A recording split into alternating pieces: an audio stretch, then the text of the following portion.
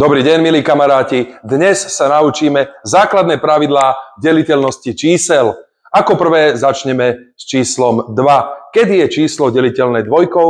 No práve vtedy, ak je párne.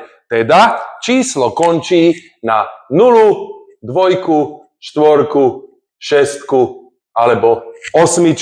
Napríklad dajme si číslo 1528. Číslo je párne, lebo končí na 8 a 8 je párne číslo. Chce ísť niekto k tabuli na podobný príklad? Môžem ja? Poď, Niko. Výborné. Niko, ty dostaneš takýto príklad. Napíš nám akékoľvek trojciferné čísla, ktoré sú deliteľné dvojkou. 332. Výborne. 622. 426. Výborne, pozrite sa na to. Číslo 332 je deliteľné dvojkou, preto lebo je posledné číslo párne, tu je posledné číslo dvojka, takže je tiež párne, a tu je posledné číslo šestka, takže je tiež párne. Všetky tieto tri čísla sú deliteľné dvojkou. Ďakujem, Niko, môže si sadnúť. A my ideme na deliteľnosť číslom 3.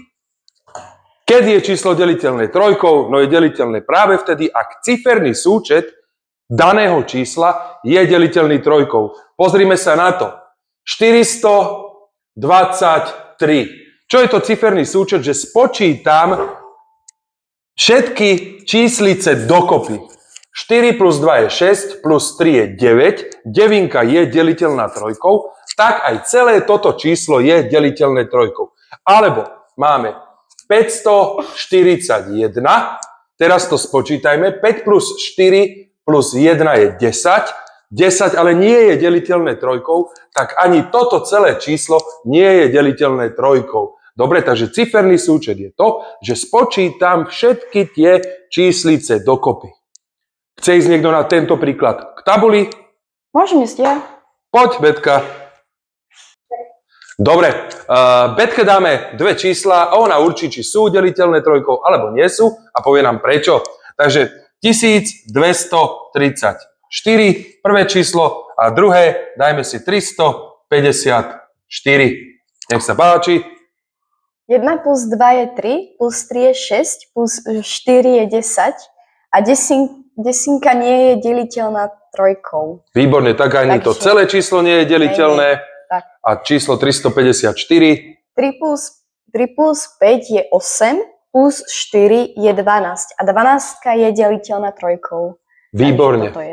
Takže aj to celé číslo je deliteľné trojkou. Výborne, Betka, môžeš si sadnúť.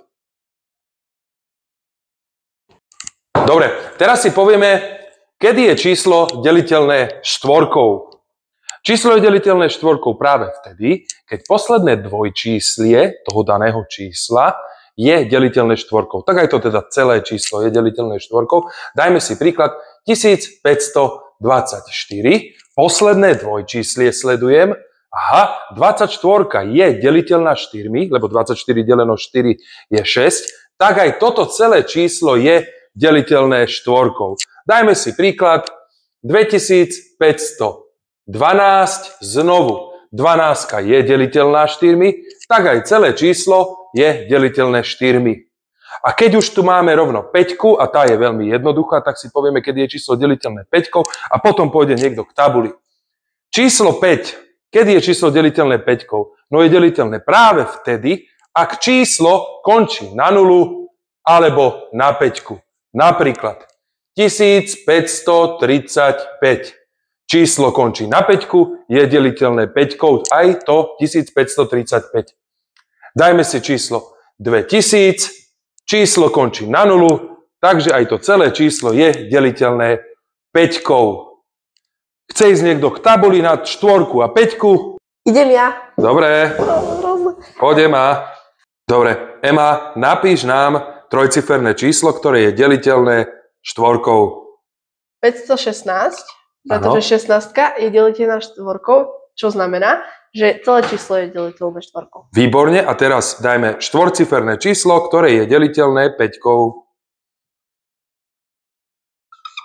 1685 je deliteľné 5, lebo na konci je 5. Výborne, tak aj celé číslo je deliteľné 5 bez ozvyšku.